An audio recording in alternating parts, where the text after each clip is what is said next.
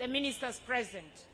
Your Excellency, allow me start by introducing your own minister, the Minister for Presidency, Madam Minister Millie Babalanda. Banange omungalo.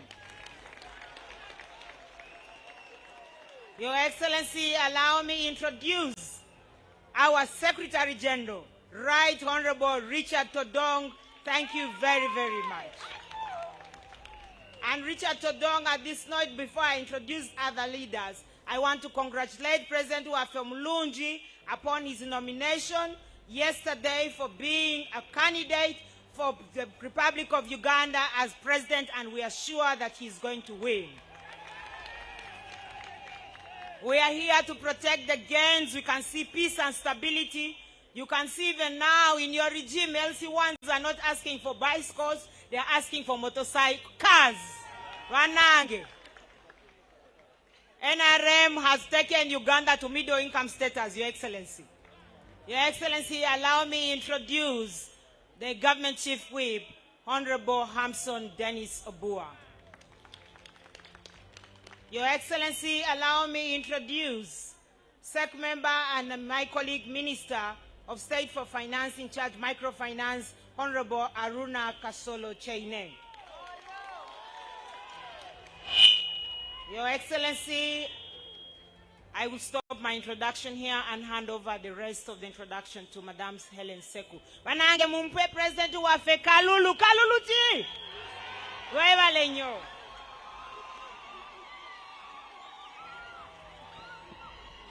Thank you very much, Honorable Namazi Evelyn Anite, Omuganda Omubwati. Yes. Your Excellency, allow me to continue the introductions. The youth here said that some of them have never been recognized before you, but today they shall be recognized. Abavuka musirike konyinzo bogera nga temulira jaja n'atababulira. Bajenzi twebereremu. Kituufu ekyo jajja waffe. Your Excellency, allow me introduce the flag bearers, NRM, who are contesting as members of Parliament for this place. Honorable Judith Abaho for Machindye East. Honorable Doreen Keita for Machindye West. Honorable Amina Lukanga Nanziri, flag bearer Kampala, woman MP. I think the flag bearers for MPship are done. Your Excellency, allow me introduce other dignitaries who are around. Allow me introduce our Member of Parliament who's youthful, Honorable Javira Semwanga.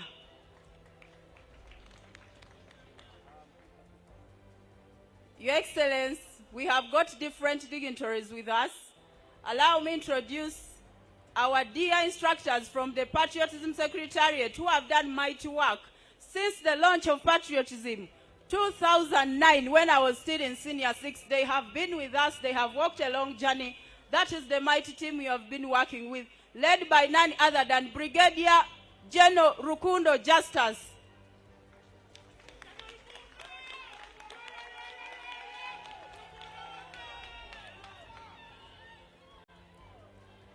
Your Excellency, allow me introduce our landlord, Mr. and Mrs. Katongole Umaru, who have done us good, and they gave us the structure where our offices are.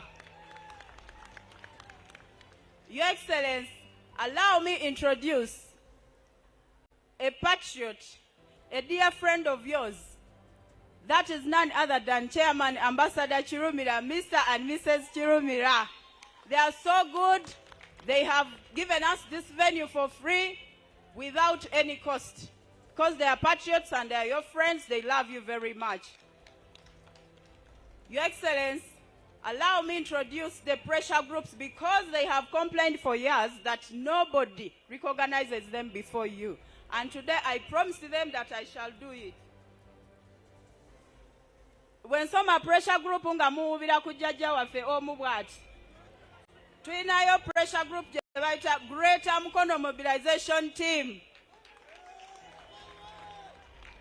Twinayo Jenga Taifa and veterans. Your Excellency, Wakuma security va veteran bo va comrade bo balaba in the struggle. Twinayo Tonta Kampala Metropolitan. Twinayo Team Musara YKM 7. Tonta mtule tuliriza balala. Twinayo tunaweza NRM Mobilization Task Force. Twinayo Yellow Power Movement.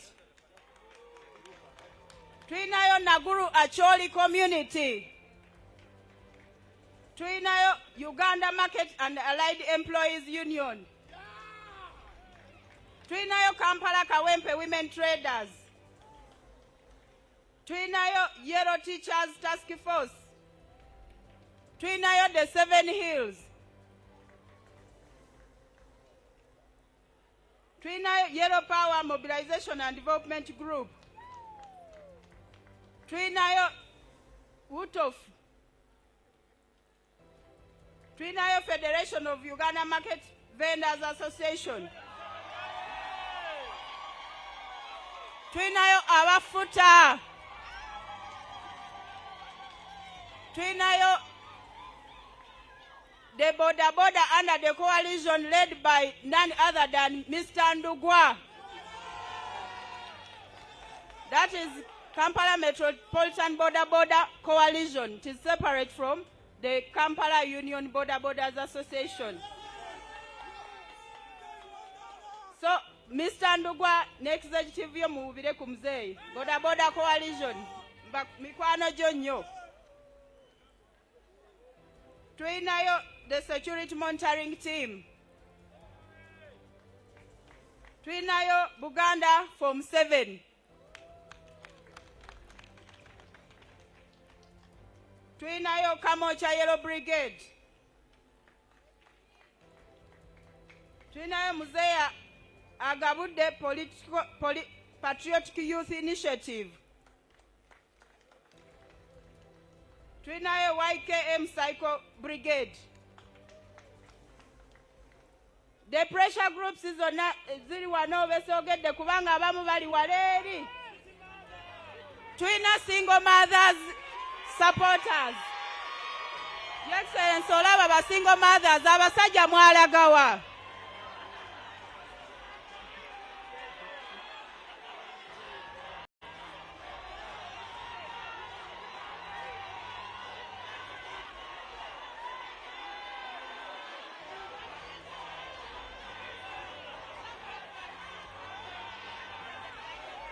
Thank you, mwebale, bloody bajaja. Twinayo the silent majority. Basingo mothers, oye. Supporting Jaja, oye. A winning, oye. Your Excellency, twinayo patriotism alumni all over the country. Your Excellency, twinayo secondary head teachers who are our coordinators. Some are patrons, some are just teachers. The National Secretariat Patriotism Coordinators, please stand up for recognition. Your Excellency, twinayo the National Secretariat Patriotism staff. Nsaba imireko mbanjule wa mukama wafa tutegere olwaleero. Your Excellency, nsaba onzikirize bano nyanjule omukwomo bategere bulungi. Muyimirire gwendagira yatula nze komanda. Your Excellency, nayo afande Richard Owaruhanga, Assistant Commissioner Monitoring and Training and Education.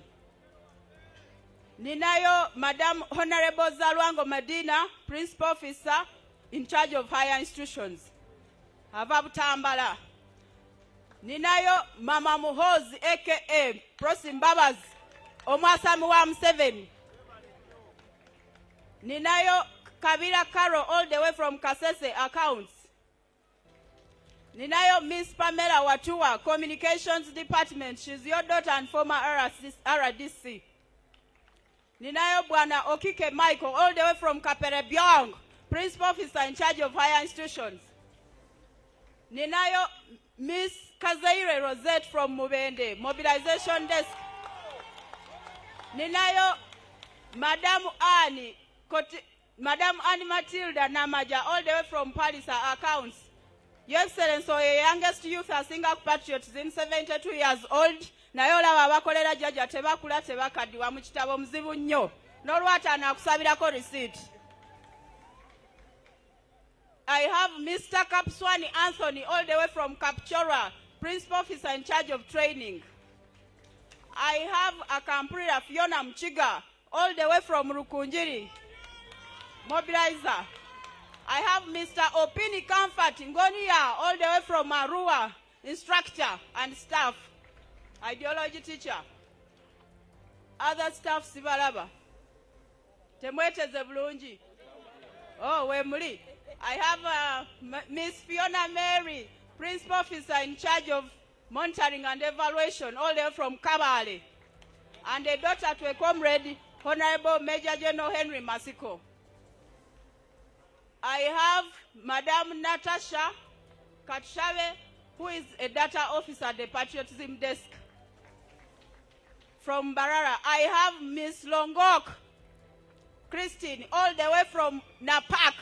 She's a data officer. I have Emily Kobkama, all the way from Shema, data officer. Can I see others whom I can't see? I have Bwana Okero, all the way from Chitugom, mobilization office. Oh yeah. I have Berinda Acham, all the way from Kaberemaido, communications department. I have Mr. Job Sekutitas, all the way from Butebo, data of Principal Officer Data. I have Mr. Matovu, Office Lieutenant, all the way from Kalungu, and Youth Mobilizer, Waman, Chairperson Waba Youth. I have Patricia Turiahewa, all the way from Rukunjiri, Media. Your Excellency, I have Kanabe, a.k.a. Kanabe. He's called Isaac Tayewa, all the way from Muntungamo, but he's the young man who used to advertise Uganda in Qatar during the World Cup, saying, visit Uganda, visit Uganda. And when I shared it with you, Judge, I said I bring him back. So that is the guy, Mr. Kanabe. Your Excellency, that is the Patriotism Secretary staff, the ones you entrusted me with who are available. I have Mr. Cyrus Muzei, whom you recently appointed as a deputy radis in Toroko. I have Miss Brenda Tibamwenda from Busoga. She's Assistant Commissioner Monitoring and Evaluation. I have Precious Shiba, Principal Officer in charge of communications. Your Excellency, allow me to recognize the people who have made this game a success, or this day a success. With me, I have Miss Jenny Bariche, who is a mentor. She has been with me, and she has really made sure that this day is a colorful day. She has never let us down, and Your Excellency, omulabiranga ddala, she's a unique character. Yena w'omuvuma nawe bamutwalira olugamba asigala yeesiga omuntu. She's such a good person, good-hearted person. Your Excellency, allow me to introduce Haji Kakande Yunus, PS Presidency. Nsaba ne Honorable Mire Babalanda bayimirireko mbogereko katono. And Mr. Herbert atuheire boba woli. Your Excellency, no office nga tenava mu Presidency okudda mu State House. Abantu bano batulera bulungi nga bali batukuba enkokola batukuba amajja amavundu batubeererawo ne bayiwawo omubiri. Your Excellency, Haji omulabiranga ddala ne Honorable Babalanda oyo bakada abaddala abatali mu bunanfuusa ate si babbi. Mwetuulireko. Your Excellency, fe abantu b'emuyengo olwaleero tuli basanyufu nnyo kubanga koolaasi mupya nkola mpya style mpya nalo NRM oye. Tetufugika UB40, Ugandans below 40 years, tuba bazibu, the Gen Zs. Your Excellency, allow me to recognize the chairman of the Bavandimwe group, that is none other than Mr. Gashumba.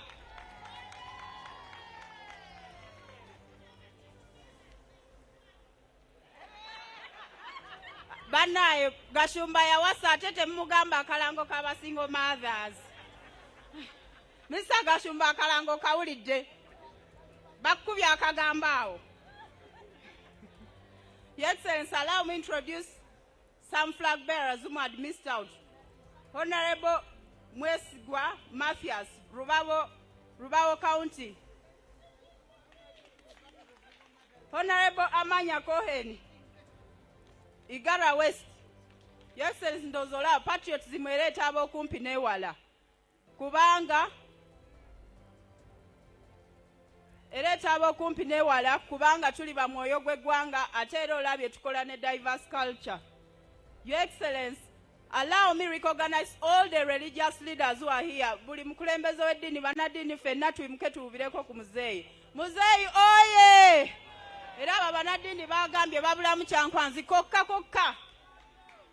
Nti nabo bagende bacape ku mugunga we bagamba abantu nti leeta ekimu eky'ekkumi nga n'ensawo eri hape. Si kubuulira abantu nti Yesu alagidde according ku Kyamagero ng'ensawo nkalu. Ebyo tubisazaamu mu linnya erya Yesu. Therefore bansabye kyankwanzi. Hallelujah! Mukama asimwe.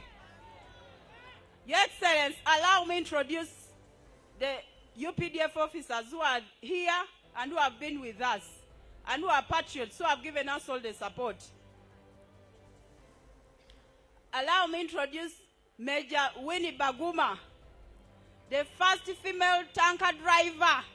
Muwalawo nnyo era emyaka gyonna ye yasooka omukyala bana ekino kyewuunyisa. Omukyala yasooka okuvuga ekyo ekimotoka ekiriko emipiira egitakuvukika ekyo e Somalia 2014 yoyo.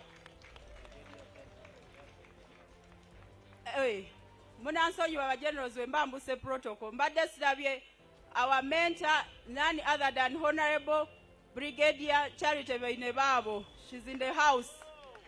Ate youth nyonga bomulaba. Good feeding of UPDF and NRM, cutters of NRM government. Waliwo kye mugamba? Never single man in Mama Charity badano nga balina akagambo. Your Excellency, allow me to introduce Colonel Judith Asimwe. Mama Ghetto, abasooka Ghetto ne Mukulu Ragadi bwe bali mu nyumba wano. Bebo, original owners of the Ghetto Gladiators, Bebo. Your Excellency, allow me to introduce Brigadier Henry Rusoke. Isoke, the one in charge of anti-corruption. Your Excellency, allow me once again introduce Brigadier Rukundo Justice. Oya chapisa mugu na kumatiza nti bulu efuse yero. Chovola obugalo bungi. Your Excellency, allow me introduce Major Kano Mutebi Asa, instructor waffe atenga aluddewo buchango tandika patriotism bakoze omulimu gwa amaanyi. Your Excellency, allow me introduce Major Yero. Ye yasitandika ekikwekweto eky'ebyennyanja nga bakolera omulimu gwa amaanyi. Your Excellency, allow me introduce the father of Yokalwanyi Kanakali wano maaso. Oyo omusajja mbeerereddewo kubanga yanzaala. Nandaga nti eno gavumenti yesinga nze nazaalibwa mulembe guno ndi mugeme ndowooza bituufu nkola bituufu sibba ndi mulokole nakuzibwa mu famire ndokole. Munzikirize banjulire taata wange, that is none other than Engineer Lieutenant Colonel Seku Peter Kidemuka. Omu bw'ati yazaala nze. Your Excellency, allow me recognize the President of Traditional Healers. Era wabasuubiza nti omwezi gw'Oktoba ogenda balabire Kololo Mukulu Jemba Lumira Mayengo. Mukulu Jemba ne Madam Sharon muyimirireko. Abo balina abagobereza emitwalo 6 abakyala eri kirabika abamu ku ffenna ffe tukyalayo. Naye nabagamba ku kalulu ka muzeeyi nga kasitoma ze mugambe eyo emputwe kulimu omuzimu gugamba towagira nupu wagira NRM ojja kuwona.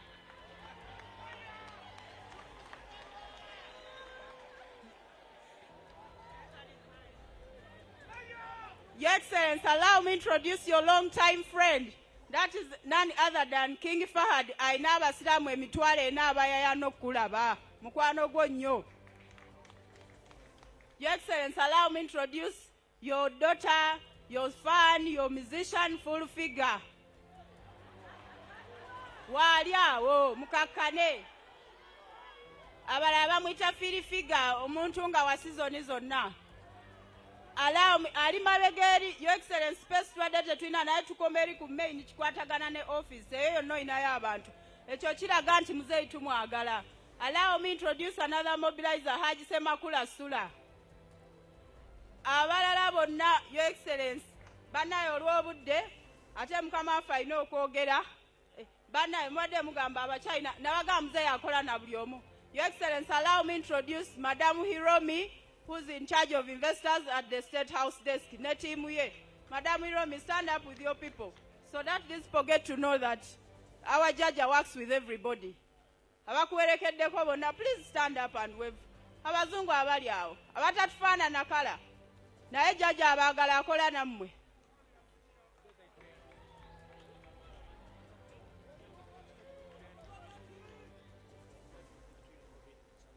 Those are the Eritrean community who have been seated there, who are seated with Miss Hiromi.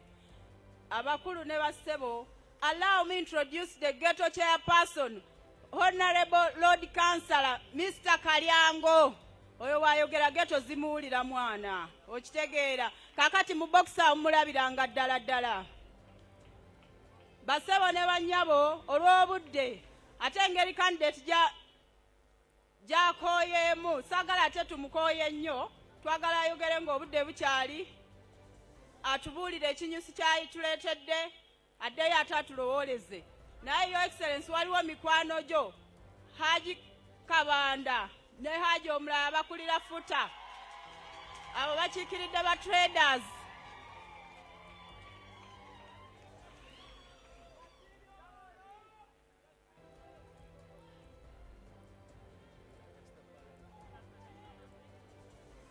Your Excellency, basebo ne banyama onsaba mu nsonyiwe gwe sayogedde erinnya naye mwenna tubaagala.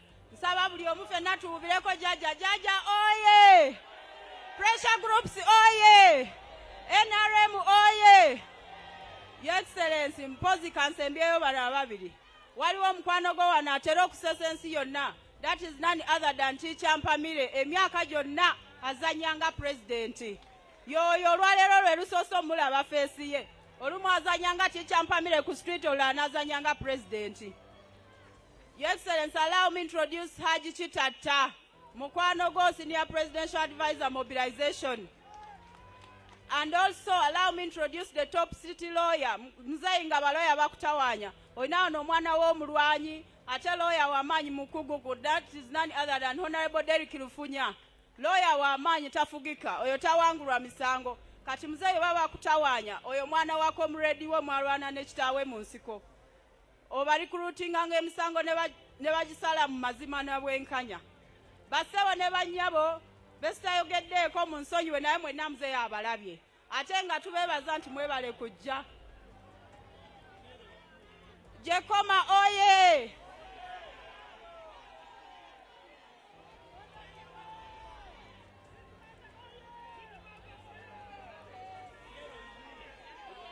Okay. Mwenna muzeeyi ategedde nti gye muli bannaye mu nsonyiwe groups nyingi ate abamu sibalaba ku listi tebaabawandiise munansonyiwa. Bannaye waliwo abantu abazze ne mukulu Mr. Chairman wa PLU mukulu Toyota yatuuse wano n'angamba alinako ebirala ebimukutte n'aba PLU mwenna oye! Kubanga mukulu Toyota yabankwasa ate yakedde wano. Waliwo n'ezindikiddwa Honorable Sodo Kaguta.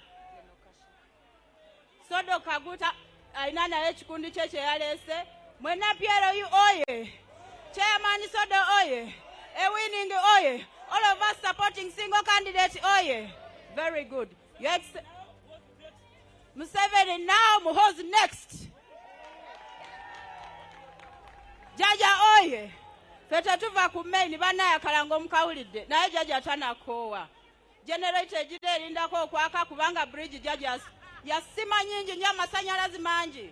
Ewaffe eri ku UBC Butebo channel tulina amasanyalazi gaaka buli wamu. Kolas ali buli wamu. Kaakati jaja tavaawa. generator ejirerinda. Your Excellency, amid this last also your daughter Kichoncho Brenda, youth contestant, is around. Yakirizo kola ne patriotism. Your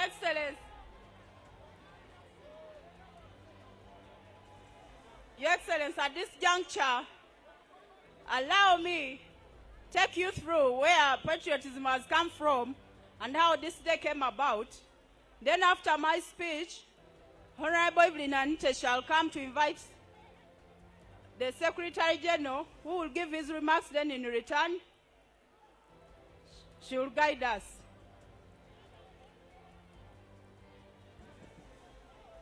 Group zonna bannaye mzee abalabye temufaayo. Byonna mbicapturing nze. Your Excellency, the President of the Republic of Uganda, the Cabinet Ministers present, SEC members present, Honorable Members of Parliament,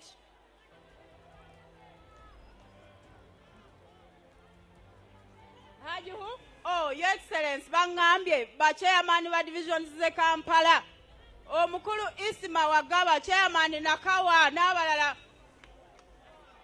Bansonyiwe mbadde nkoze ensobi abakulu b'ekibuga tebangoba.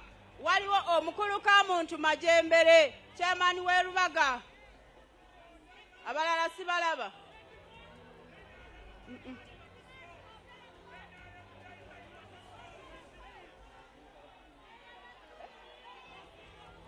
Allow me to introduce your friend also, Hajiru Chamuzi, chairman we Machindye. Abalala besta introducing zakati, Muzei wana amala okwogera nja boogerako. Nsaba timu yange mukapitalinge bulungi groups ze sinala yogerako mubawandiike mundeetere list wano. Your Excellency, Mayor Yasini, mbadde sinamulaba nti mu kizimbe mwali.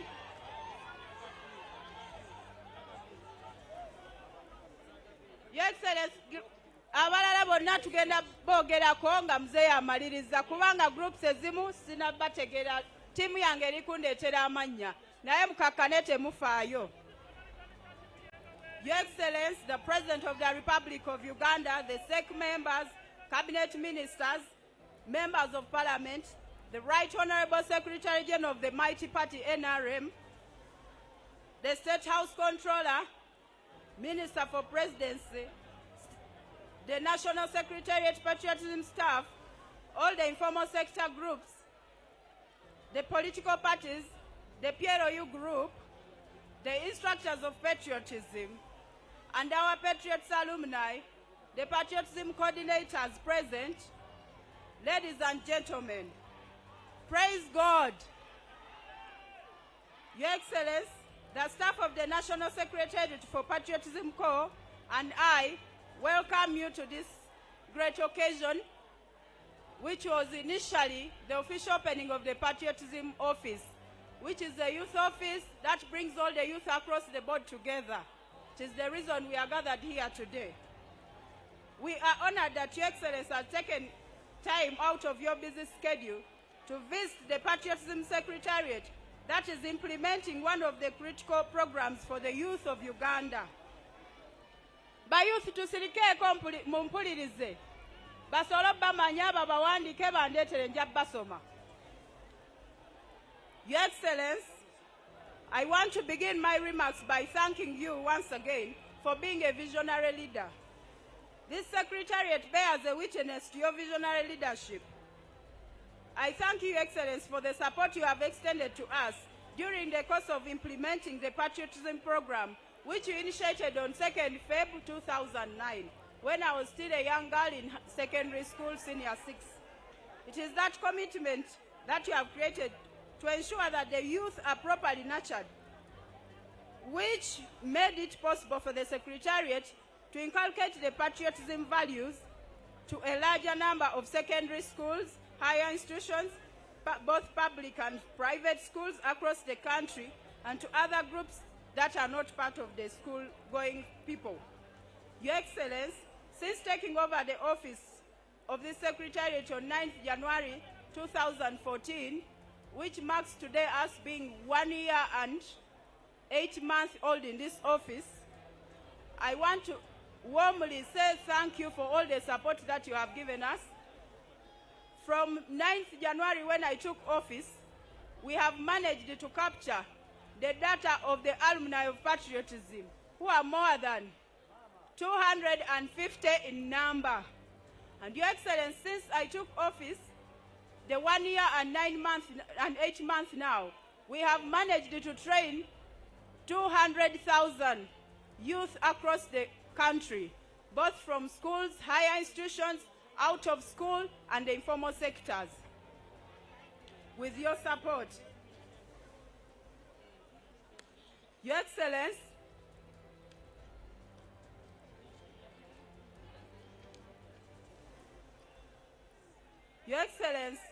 this has been a milestone with all your support. I want to say thank you, Your Excellency, for every time we knock at your door for the support. Since you are our patron and the chief patriot of this country, you have given us all the necessary support that we require, and we are humbled. We say Tojangoko. Your Excellency, I want also to thank you for ideologically orienting the borders to the extent that they are now organized. Those ones we took to Kaweweta, you have handled their issues. They are now happy people ready to vote for Your Excellency come 2026.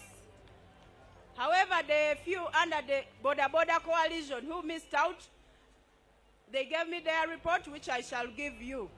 Border coalition message ya mwengena jitusa.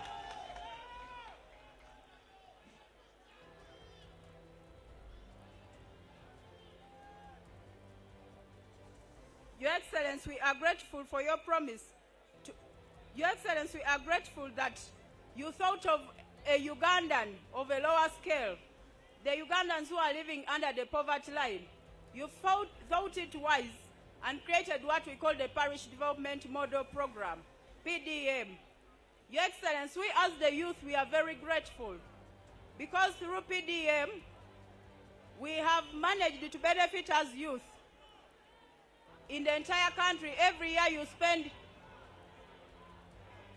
317 billion on youth, of which PDM has existed for 3 years. It means in the 3 years period you have spent 951 billion on only youth. A youth oye! Jaja winning oye! Supporting Jaja oye! Your Excellency, you have also invested in the women. So, basingo mothers, mulize kano kakulu. We have 15% women under the PDM bracket, meaning every year, Muzei bagambye tebaba wa sente, basingo mothers bagambye nkatusiza akalango. So, meaning every year Muzei spends 158 billion on the women. That is the 15%, because the youth we have 30%. So in the 3 years' time that PDM has existed, you have spent on the women in this country 474 billion. Jaja tojangoko era yongerera ddala mu bakazi sente. Wabula waliwo n'abakyala ab'obutale bagambye nabo batondere kye bayita katale looni. Your Excellency, you entrusted me with a Patriotism Secretariat that had only a staffing of 5 members. However, with your guidance and permission, you allowed me to widen the patriotism scope, and we are now totaling to 31 staff.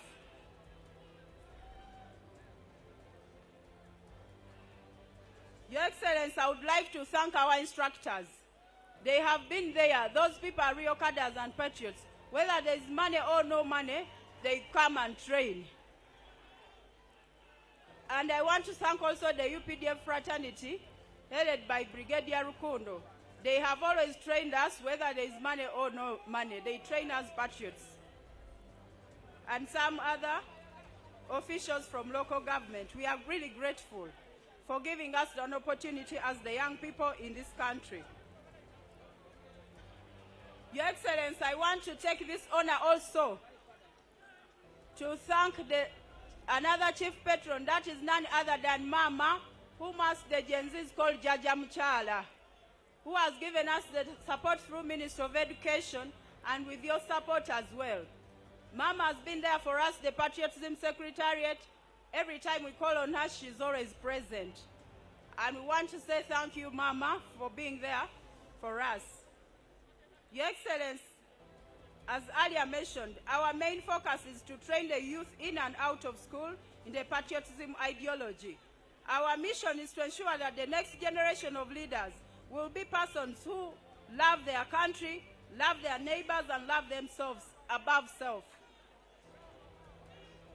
Your Excellency, the informal sectors and patriots here today and Uganda want to celebrate you as our chief patriot for leading us with devotion, vigorous support for this country.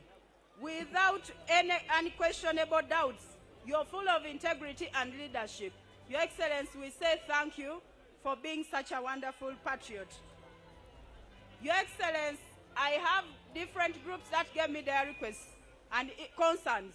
I'll begin with the pressure groups. Anti-pressure groups to Ulirize. Pressure groups, oye! Pressure groups, oye! Kakati muuliriza anti-jaja atudde muwa bye mwangambye. Your Excellency, pressure groups zantumye ne bangamba nti baganda baffe bali ababoda waba training ideologically kati bareasoninga bituufu bakola bituufu nti naye bo pressure groups tebalina we bagwa. Si ba senior youth, si ba junior youth, kwegamba bali awo betaaga a belonging kubanga bangi ddala. Fenga ku Patriotism Secretariat tulina groups 216 pressure groups ze tukola nazo closely. Sisobodde basoma bonna olw'obudde. Your Excellency, ne bantuma tibetaaga support mu sako zaabwe ze baakola.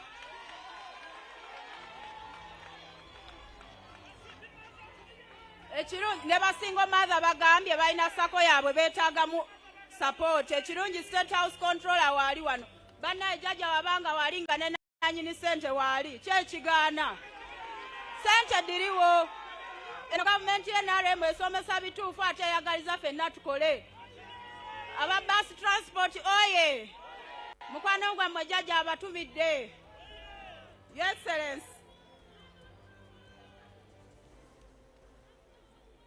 Your Excellency, the pressure groups have sent me to forward their request to you that they want to be part of the mobilization come this campaign season. And also, they want you to give them mandate to monitor and evaluate government programs at the different levels in their villages where they belong. Finally, they also want ideological training. Pressure groups ebyamwe bituuse tuwulirize ebyabalala. Your Excellency, the traders from arcades who have an association called FUTA. Abafuta muwulirize ekirungi muzeeyi waali ne Minister wa Investment waali aba URA weebali. Kakati tuwulirize. Your Excellency, abafuta bangambye nti URA ya confiscating ebintu byabwe okuva mu mwezi ogw'okuna ku border points.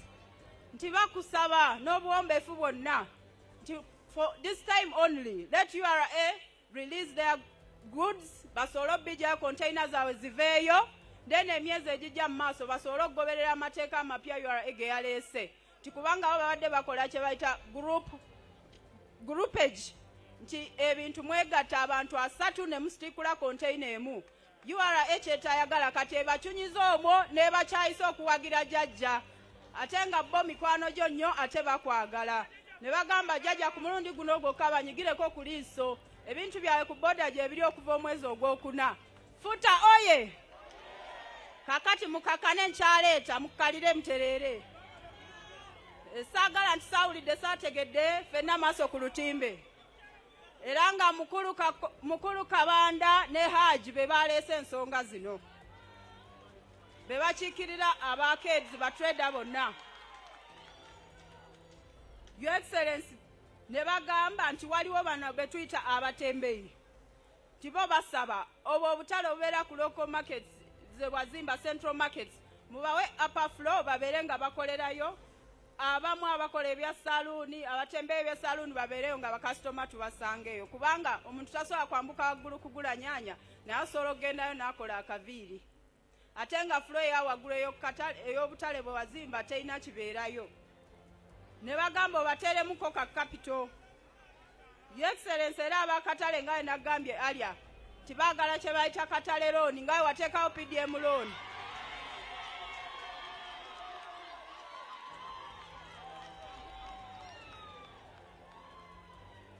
Your Excellency ekirala ne bagamba balandiroda abamu ab'owino titebasasulwanga era beemulugunya bali mu bulumi.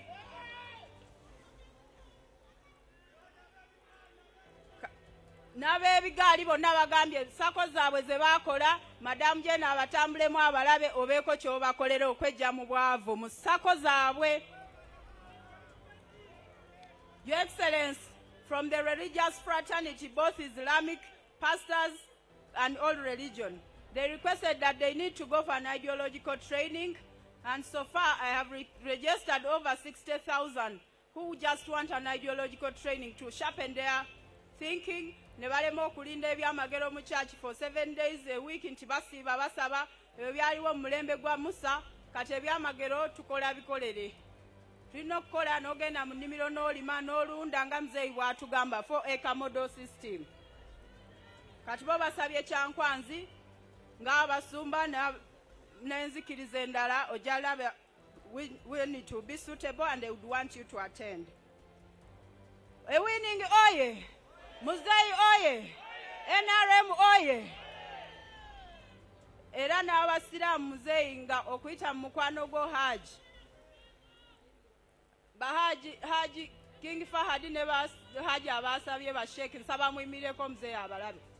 Nabo basabye ideology era ne basaba nti mikwano gyo nti ku luno muzeeyi ekibaddewo nsi nti bano abantu tebakwagala bakwagala naye issue ebadde bweti babakangatiisa ne basigala mu mayumba gaabwe ne batagenda kulonda. Kaakati ku luno bo baagala kukuyambako okusensitizinga abantu kugamba nti genda olonde tokangatisibwa. Muzeeyi akyafuga eggwanga lino. Nsabule? Kale. Nti kino ekisanja kya buli muvubuka kweyozaako nnaku. Kasita nga jjajja ali mu ntebe, PDM egenda kutuuka ku buli omu. Your Excellency, avuka bantumye nti nkwebaze olwa PDM mane z'otwongeddemu. Tikati buli muluka tugenda kuba tufuna obuwumbi 2 mu miliyoni 5. Abagetooza kawumbi kamu nga miliyoni 5 zaffe ba youth leaders. Alo naffe tweyozeeko enfuufu nga tulunda embuzi tulunda embizi byonna abasiraamu mu nsonyiwe.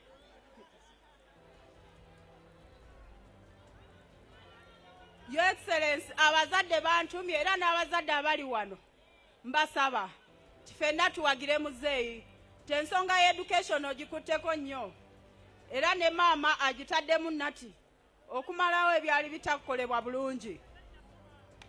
Muzeeyi yasoma ate naffe abazzukulu n'atusomesa.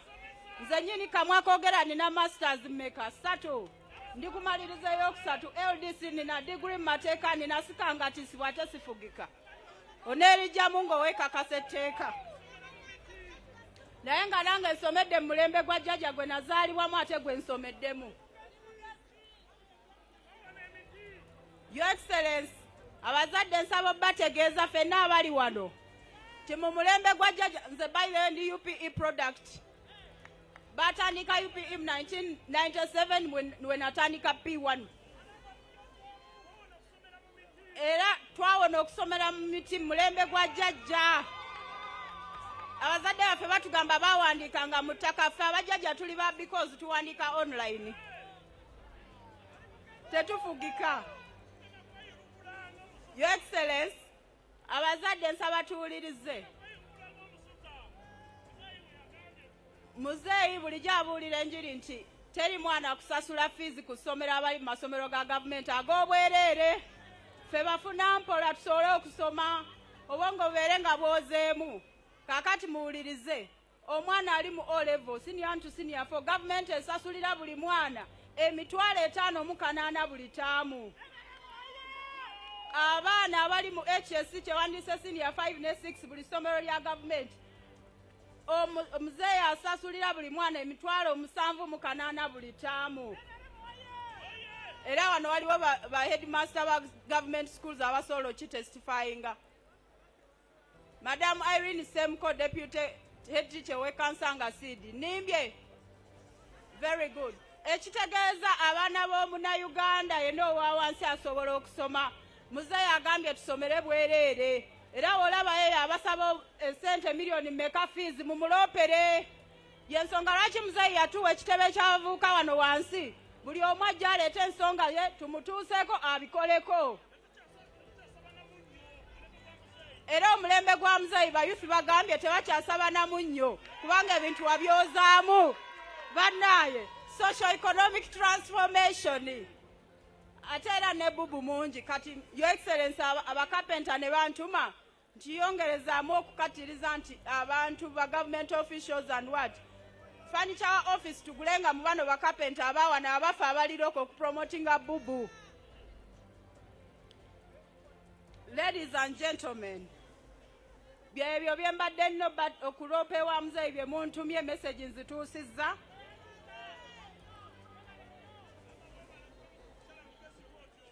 Era Your Excellency olifuna akadde n'abasuubuzi baasabye kyobakyalirangako mu akedi ne kiyinza obutasoboka obatwalanga ekkololo ku lunaku lwo lw'oyagala n'obalaba nga basuubuzi bokka mu Uganda. Your Excellency, honor to gladly inform you that patriots, we are always the first abalande bagoberera yensonga lwaki oli senior patriot.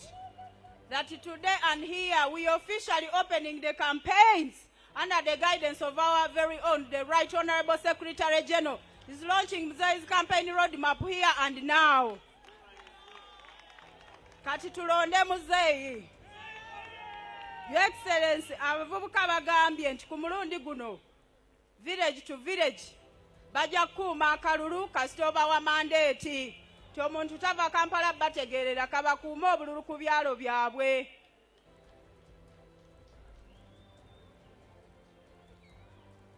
Ladies and gentlemen, with the patriots we are compared to none, uncomparable.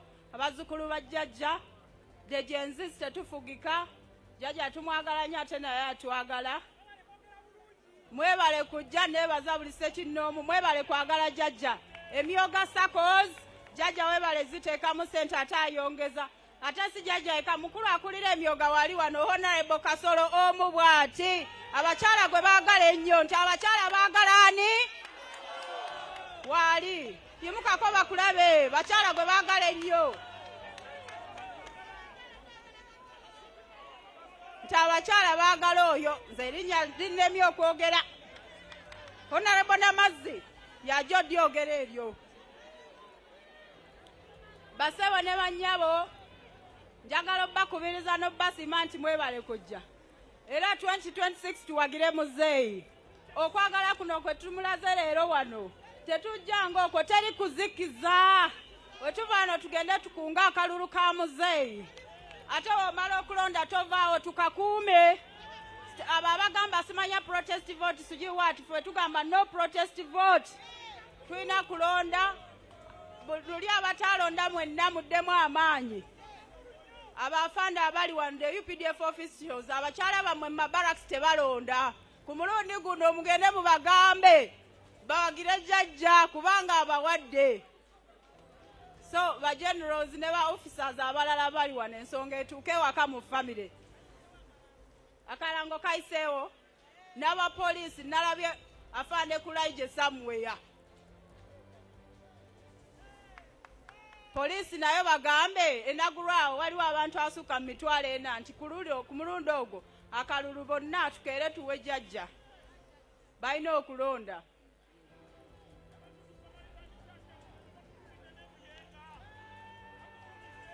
Brigadier General Kashaka ne tiimu yo yonna nsaba nga wobadde omobilizingira muzeeyi tojjanga okwo weeyongere ate era akunga abantu bo ffenna nti tuwagire muzeeyi.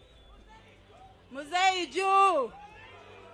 Muzeiju mwebale jaja kankulopere mbadde nkuba omusumali wano ba generals bano ba UPDF officers nga ntuma chief whip wawe Honorable Brigadier General Charity tabachala bawe mabaraks tebalonda bo babeera nga babawe bali eri bakuuma akalulu kati ku mulundi guno buli abeera ewa mu baraks abachala babajasi abaana babajasi ngaffe mbazaamu amaanyi nti abaana babalwanyi tugende tulonde jajja akalango kaiseewo chief whip awulidde jajaju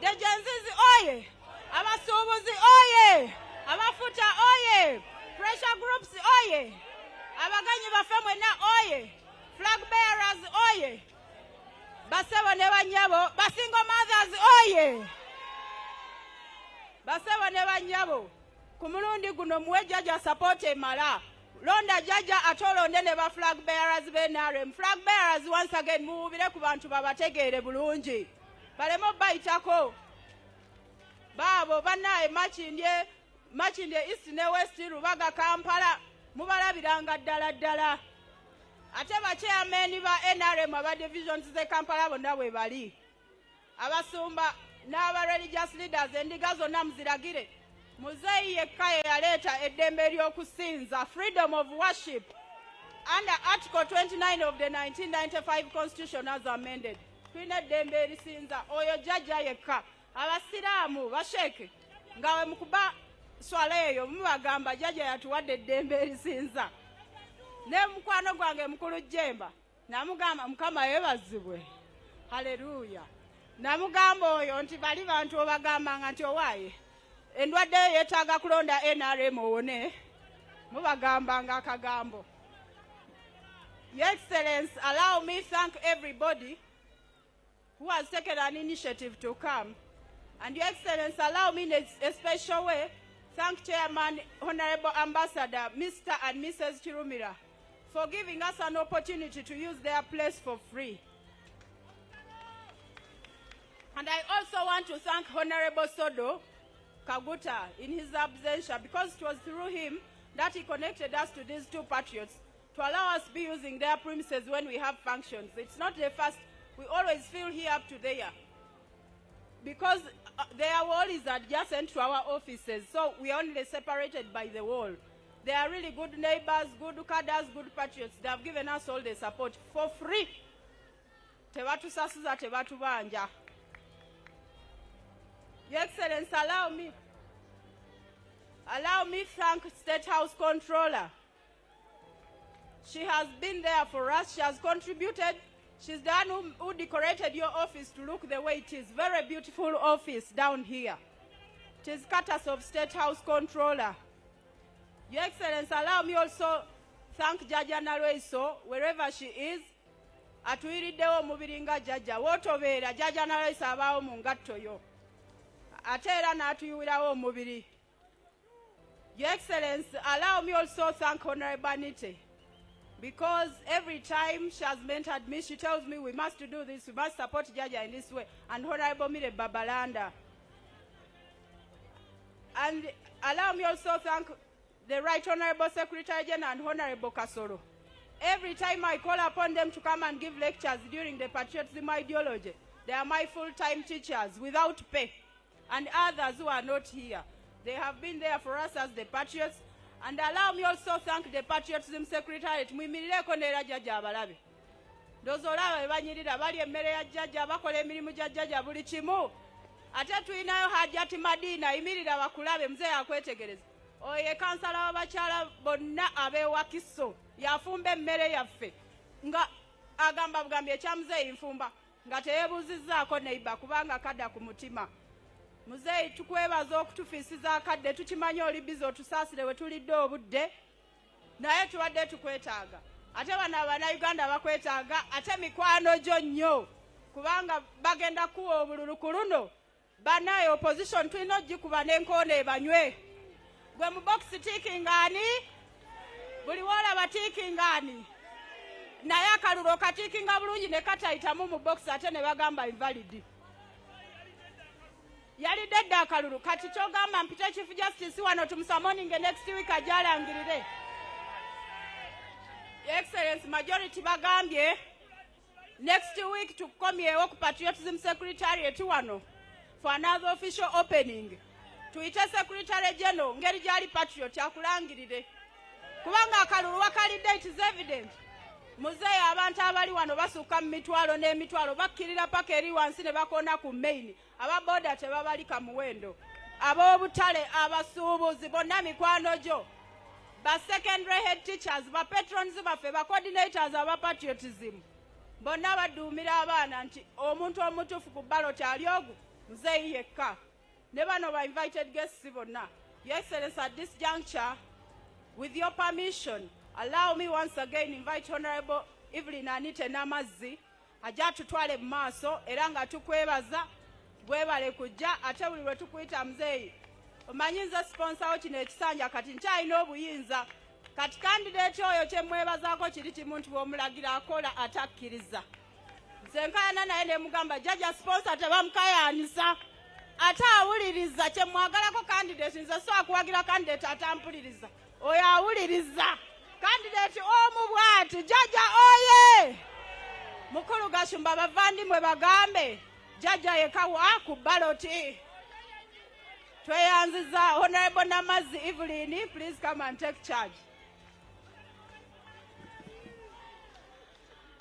NRM Museveni Jew. Your Excellency, we apologize for taking a lot of your time because the most important speech of the day is the one that will be coming from you. Your Excellency, I'm just here to invite the Secretary General to make a few remarks and then invite Honorable Millie Babalanda, who will invite you to address your people. But Your Excellency, as you're aware that it is a season of politics, that is why Madam Helen Seku has been able to mobilize all these people and give detailed introduction. Please bear with us. Your Excellency, before I invite the Secretary General, allow me to thank you for patriotism, for being a patriot.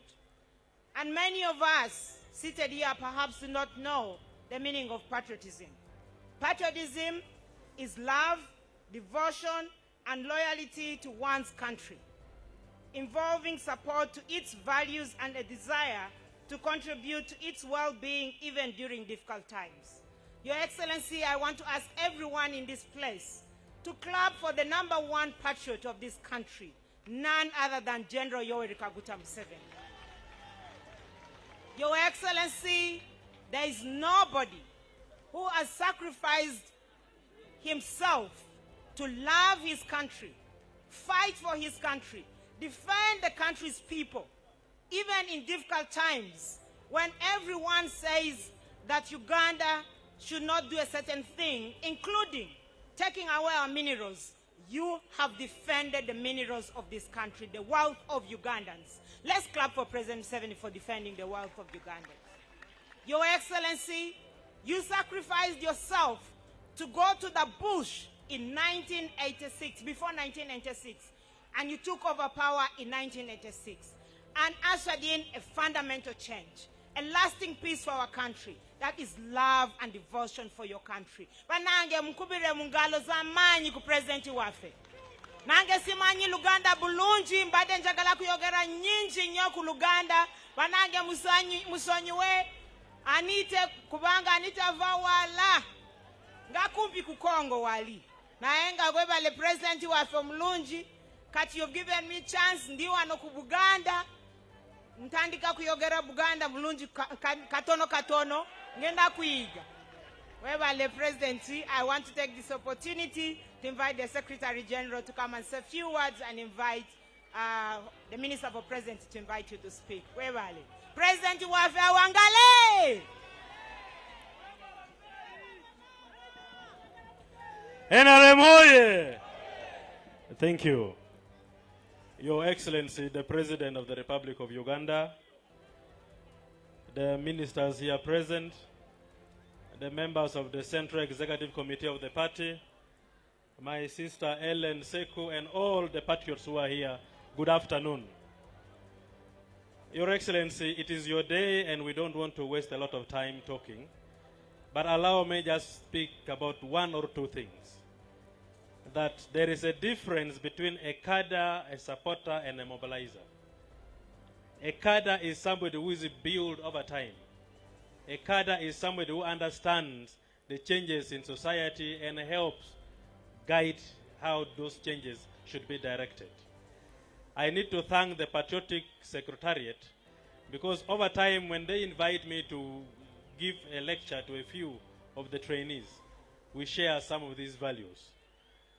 We have got requests from all over the country that Ugandans are very anxious to be trained. We request that government should reconsider reintroducing muchaka in all districts. That can be guided by the Office of the Patriotism Secretariat. We have leaders that have been elected from the structures, and we pray these leaders should be helped to understand what it means to be a leader. We need leaders who are patriotic, committed, and dynamic.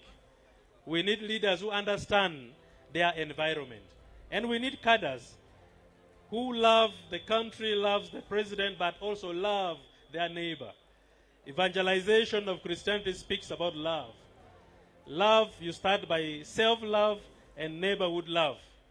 How do you love your neighbor? How do you love your environment? How do you love yourself to the extent that you don't bring in toxins into your body? Because you are an asset to the party and to the country. And therefore, you need to preserve yourself and you need to keep mentally alert in the things you do. So these are the things that the Patriotic Secretariat helps in exuding knowledge to the rest of the cadreship. Finally, as I conclude, Mr. President, we love you as our teacher. We love you as our mentor. We love you in all ways. Through you, we learn how to manage the complexity of society. But there is one thing that stands above all, that your patience in listening to details. I was just sitting here, and if it were any other person other than you, you would have cut all this meeting very short. But you are very patiently listening and quietly following each and every conversation. And that is good leadership. Because in that, you help us to harmonize our diversity.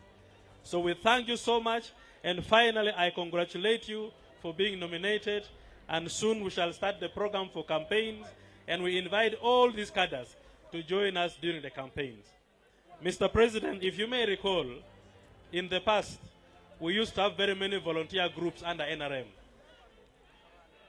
NRM oye! Please listen to this. We used to have very many volunteer groups under NRM. But you directed that we restructure them under the offices of the party because many of them, by that time, were extorting money from their members. And we call upon volunteer groups to be very careful in handling their operations. Don't use those groups to extort money from the public or from your members. But we pledge to work with you during the campaigns. Wherever we shall go with the president, we shall work with you to mobilize and be part of the campaign programs. Thank you so much, and may God bless you. May I invite the Minister for Presidency to come. As she comes, I also need to thank Aji Kakande. Mr. President, when you made me a minister in the past, I was mentored and groomed by Aji Kakande. And I'm happy to see him still very strong in the ministry. Thank you so much, Honorable Minister.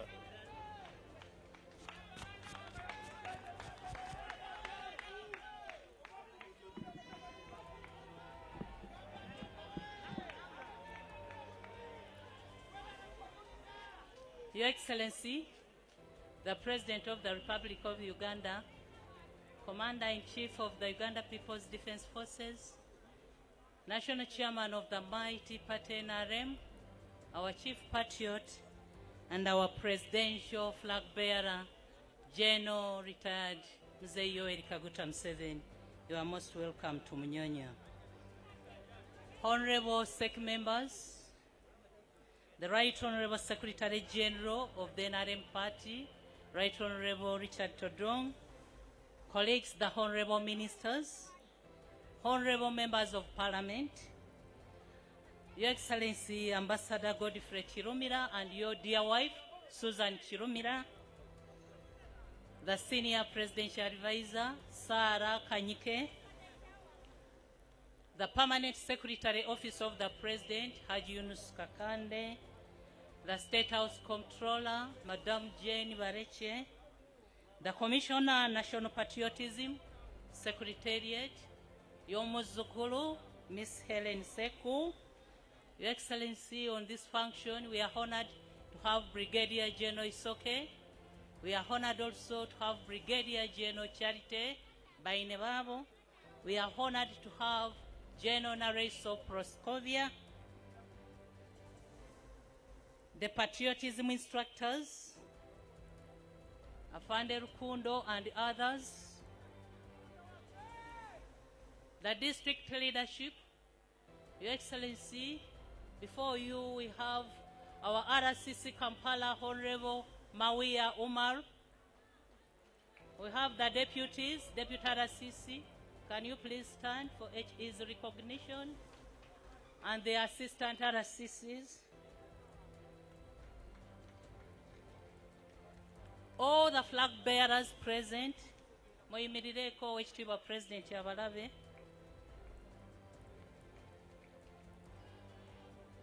The NRM Chairperson Machindye Mukululu Chams. The NRM Chairperson Rubaga Mukulu Majambere.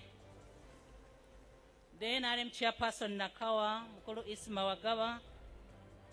Your Excellency, wano tulinawo muwalawo buchana oliriddawa atava ku radio wubirako president yakulabe buchana naye wali wano abaana baffe aba PLU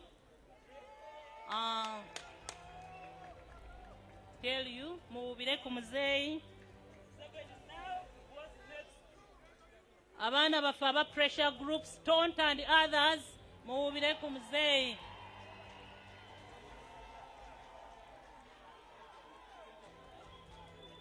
Abatandika Ghetto led by Ragadi and team, please muyimirire muwubire ku muzeeyi. All our patriots, the media family, the LC1 chairperson, all invited guests, ladies and gentlemen. Omukama mulungi. Ekiseera kyonna.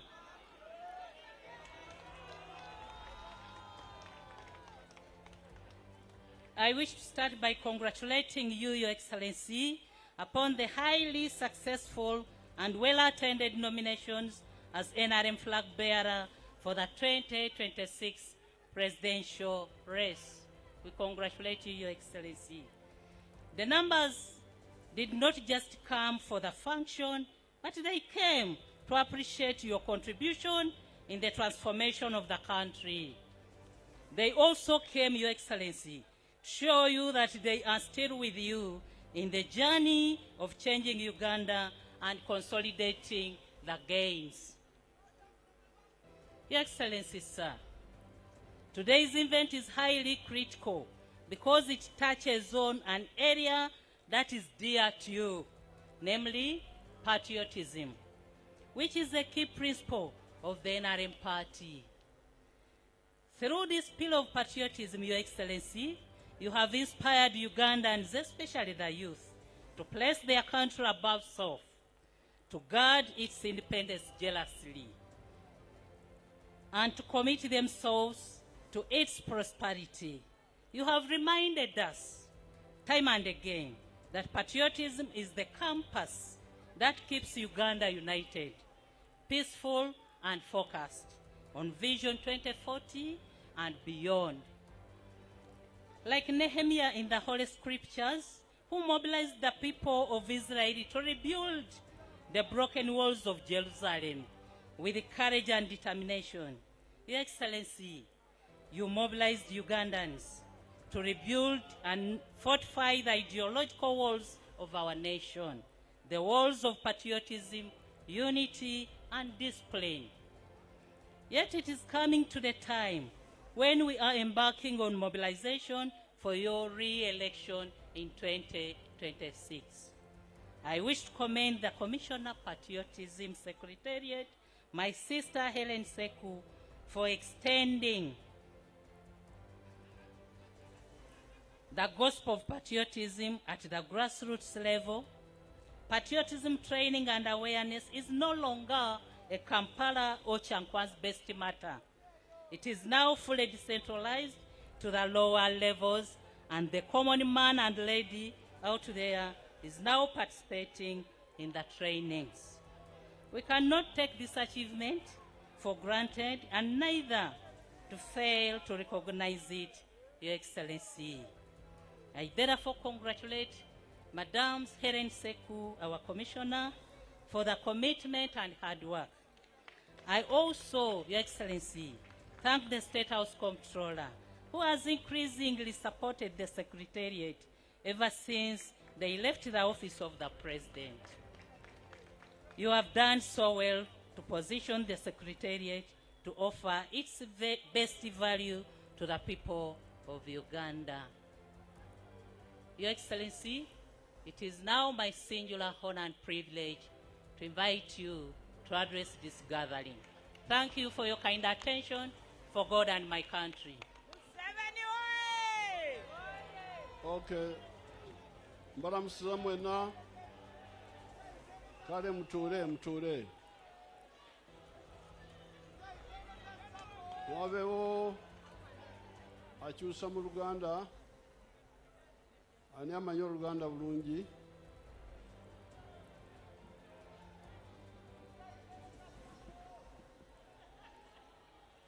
The honorable ministers, the minister bonna ab'ebitiibwa, the members of parliament, abakiise ba parliament mwenna, the flag bearers, mwenna abakutte bendera yaffe eya NRM, all the other leaders, mwenna abakulembeze abali wano, members of the Patriotic Secretariat, abakulembeze ab'ekibiina kyaffe ekyokwagala ensi, and the members of the pressure groups, n'abo abakulembeze ab'ebibiina ebyenjawulo, and all the people who are here today. Na mwenna abantu mwenna abali wano leero. Now, today, olwaleero, I will not have enough time to commission the office because I have got other things to do. Omukulembeze ayinza obutaba na budde obumala okugulawo ofiisi kuba alina ebintu ebirala by'agenda okukola. I will do it another time. Agenda omukolo ogwo gukola omulundi omulala. But today, I came mainly for the groups. Naye olwaleero President azze ekisinza omuleeta olwaleero agiridde mmwe ebibiina ebyenjawulo ebiri wano. Now, Kakati, when I listened, you seem to be comprised of 4 groups. Omukulembeze bw'awulirizza mulabika nti muli mu bibinja bina. Number 1, ekisooka, or maybe, yes, maybe 4 groups. Number 1, ekisooka, the graduates of the patriotic courses. Abo abatikkirwa oba abaamala ebibiina bya okutikkirwa omwoyo gw'eggwanga, abayita mu musomo. Abayita mu musomo gw'omwoyo gwa ggwanga. And I'm very glad to hear from Seku. Omukulembeze abadde ayagala okuwulira okuva eri Seku. I'm glad. Asanyuse okuwulira Seku saying that although she mixed up the numbers, ng'agamba nti wadde yatabula emiwendo egyo, I think she was saying that when she came in, they had trained 200,000, and now she has trained another 200,000. So what is the total Seku now? Your Excellency, currently in our data we have 450 patriots countrywide who have been 450,000. You Yes. forgot that one. Sorry, Oyogara wangu government 250. You meant 250,000. Yes, Judge. Got it. omukulembeze abadde alongoosaamu awo nti mu kwogera madamu Seku yayogedde 2.5 naye gyandibadde 25,000. So that's very good. 450,000 graduates. Ekyo kirungi nnyo abaatikkirwa oba bamaliriza 45,000. And what I told Seku when she came era omukulembeze kye yagamba madamu Seku ngazze was that she should have contacts of all those people. yamulagira abenga afuna contacts oba ebikwata ku bantu abo bonna, Esimu zaabwe oba esimu zaabwe ne gye bali kati. essimu zaabwe n'ebyalo gye babeera, Because that is a very big force for mobilization. kubanga lino gye ddene nnyo ery'okuyamba okukunga abantu. So in this mobilization, So mukunga kuno okw'abantu, your secretary should contact them, ekitebe kyammwe kirina bonna obbatubukako, not by physically but through the telephone. nti ne bwe muba temugenze kubatuukirako ddala omu ku omu naye nga muyita mu lukomo lw'essimu. So this is number one, Kino kye kisooka, to know what happened to these graduates and how they can also contribute. okumanya ki ekigenda mu maaso n'abantu bano abaamaliriza naki kye bayinza okwongerako. Now the second group are the enterprises-based groups. Ekibinja ekyokubiri kyekyo ekirimu obubondo obukola emirimu. Now, for instance, if you say market vendors, Era nga bw'ogamba okugeeza bw'ogamba nti abatunzi b'omu butale, that is now enterprise-based. ako kati kabondo ak'omu butale. Akabondo ak'omulimu ogw'ekika kimu. Akabondo enterprise-based. Akabondo ak'omulimu ng'abantu abo bonna bakola mu mulimu gwe gumu. Now, then the third one Ekyokusatu seems to be the social groups. byeyo ebibiina ebikola ku mbeera z'abantu. If you say single mothers, bw'ogamba nga bamaama baffe abatalina basajja, bannakyeyombekedde,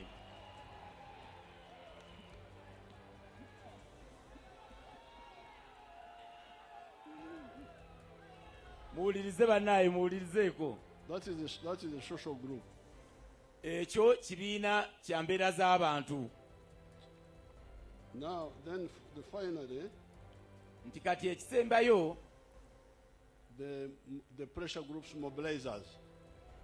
bamobiliza baffe oba abakunzi baffe abateekawo embeera ey'okukunga abantu. So therefore, my advice is as follows. N'olwekyo omukulembeze amagezi ge gali wano wammanga. The patriots, the graduates, need contact from the secretariat. Abo abaamaliriza mwoyo gwa ggwanga beetaaga enkwatagana oba essimu zaabwe n'ekitongole kyaffe ekikulirwa madamu Seku ekya mwoyo gwa ggwanga. And also secretariat of the NRM should take interest. Ate era n'ekitebe kyaffe eky'ekibiina kya NRM nakyo kiteekeyo okwagala okuba nti kifuna amasimu ago, okuteekayo okumanya okufuna abantu abo amasimu gaabwe ne gye babeera. And link up with them. Era mukwata ekitebe kyaffe ky'NRM kikwatagane nabo and see how they can also help in the mobilization. Balabe nabo bayinza okuyambako mu kukunga abantu baffe mu kalulu. So that one may not involve money or anything, just contact. Ekyo ojja kwesanga nga tekyetaagisizza ssente naye wabula bajja kuba bawuliziganya ku masimu mpola mpola olw'okuba nti buli omu alina essimu ya munne. The only cost will be the communication cost, the telephone. Akasente kokka akajja okubaamu keeko aka airtime k'okozesa ku ssimu n'okubira mmemba w'ekibiina ekyo. Now, the enterprise-based groups, kati ezo ebibiina ebyo ebyesigamye ku bubondo bw'emirimu. Those are, they can do both mobilization. Abo bayinza okukola bibiri, bayinza okukunga abantu baffe, but we can also, they are easy to support with some, if they form a circle, they are easy to support because they are known. Ate olw'okuba nti ebibiina bino oba obubondo buno bumanyiddwa, bukijja kuba kyangu obbayamba naddala nga mwegasse wamu mu nkola eya sako. Olw'okuba mumanyiddwa, omukulembeze ajja kwanguyira obbayamba okuba nti mutwala emirimu gyammwe maaso. And you are identifiable. Era musobola okuba nti mulabibwa, mumanyiddwa. So the markets, ab'obutale, the borders like we did the other time, abantu baffe aba boda nga omukulembeze bwe yakola luli ekkololo. If this is a group which is not part of the other one, we shall find out why, and then we shall see how to deal with you. Omukulembeze abagamba nti bwe tunaasinkana nga nekibiina ekiri wano tekiryegattidde wamu nekiri ekyali ekkololo, era nayo ajja kulaba engeri gy'abakwatirako nammwe mugende mu maaso. Tugenda kumanya ku lwaki, era tugenda mu maaso, tugenda kumanya ku lwaki temuli wamu, and then we shall guide you. Ye muzeeyi. Put it in the better Uganda. Omukulembeze abagambye aba boda abali wano nti agenda kwekenneenya alabe lwaki temwegattira wamu, ensonga zammwe bw'amala zitunulamu ajja bagayidinga alabe ekyokukola. Now, the social groups, kakati ebibiina bino eby'obumbeera z'abantu, like the single mothers, ng'abo bamama baffe abatalina basajja,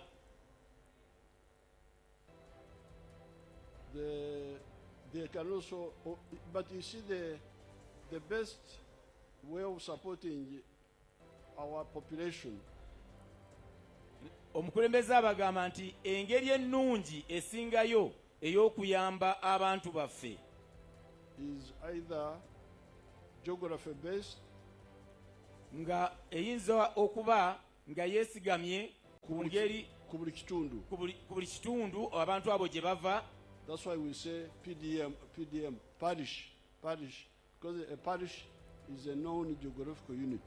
Kyova olaba nti mu nkola yaffe eya PDM omukulembeze essira lyateekebwa ku muluka kubanga kye kitundu abantu mwe bava.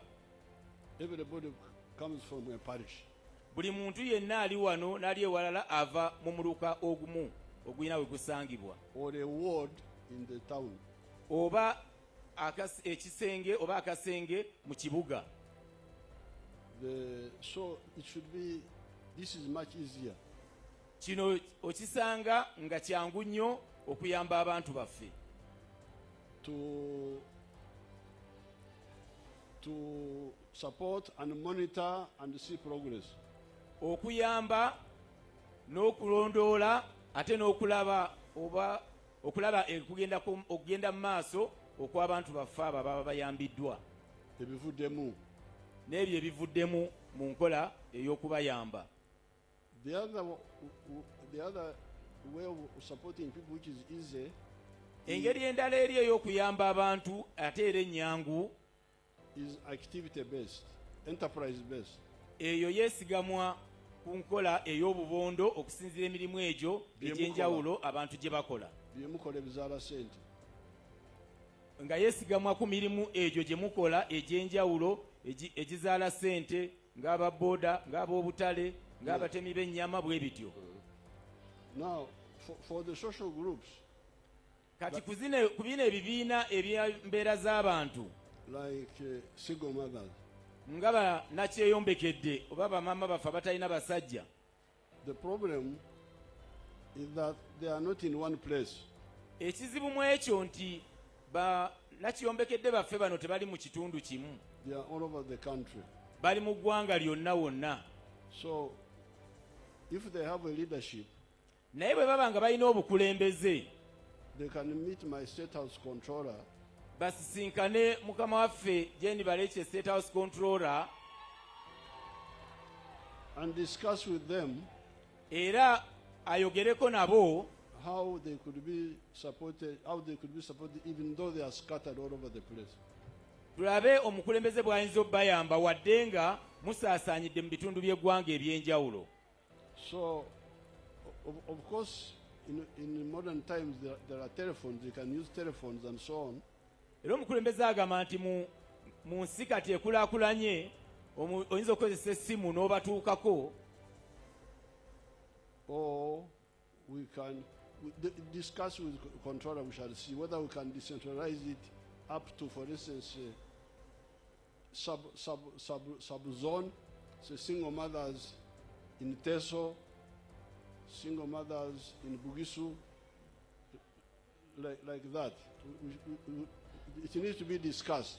Omukulembeze abagambye nti mugenda kukwatagana ne self controller alabe engeri ennungi gye tuyinza okuba gyayinza obbatuukako oba ng'asinziira ku zones ezikola Uganda nga Teso, Bugisu, Kalamoja, naye kyetaaga okutuula ewamu n'obukulembeze bwammwe tulabe engeri omukulembeze gy'agenda okuba nga ayamba bannakiyombekedde. Because sometimes we do it for veterans.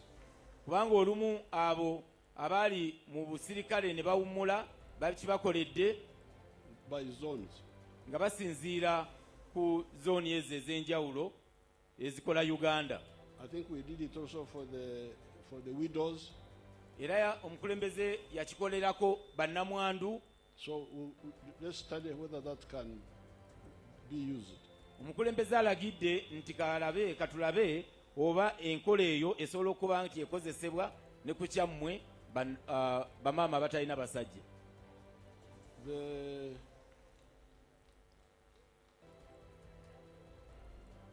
Of course, somebody would say, why don't you go to the parish and start there? Omukulembeze agamba nti omuntu omu ayinza okugamba lwaki togenda muluka n'otandikira awo. They will have their reasons. They will tell controller their reasons why the parish is not good enough for them. Bannakiyombekedde bano bajja kunnyonnyola State House Controller lwaki omuluka si kye kituufu okuba nti enkola eno ey'okubayamba eyita omwo. It could be, we shall find out what the problem is. Tujja kufuna lwaki ekizibu kiri luddawa. Now, the pressure groups. Kati ebibiina ebyenjawulo ebiteekawo embeera ey'ekikungo which are political. Ebiri mu byobufuzi. We need to discuss with them. Twetaaga okukaanya nabyo ne tukubaganya ebirowoozo. And I would like the Secretary General of the NRM. Era omukulembeze alagidde Secretary General w'ekibiina kya National Resistance Movement and maybe the State House Controller also. Era ayongeddeko State House Controller to discuss with them. Akubaganye nabo ebirowoozo bakkaanye. Because we need to, the best way of mobilization should be based either in the village or the workplace. Kubanga omukulembeze alowooza nti engeri ennungi ey'okkunga abantu baffe yandibadde ebeera mu byalo gye babeera oba mu bifo bye bakolera. Or around economic activities. Oba nga beesigamye ku mirimu egyo egivaamu ssente gye bakolera. Like me, a dairy farmer. Kati nga President Museveni ye omulunzi w'ente ez'amata. We have got our dairy farmers associations. Balina ebibiina byabwe ebyabo abalunzi b'ente z'amata ebyenjawulo.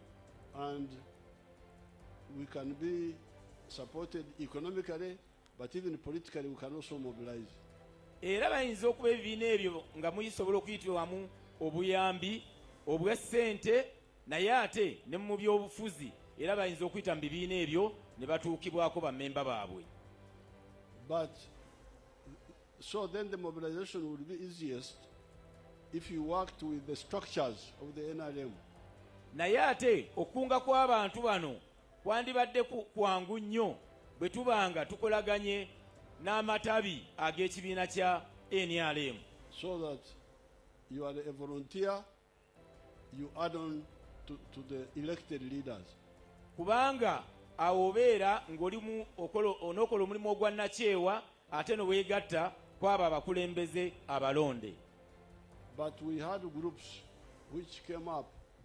Naye twafuna ebibinja ebyavaayo. They were like sort of not satisfied with the structure. They thought the structures were not doing enough.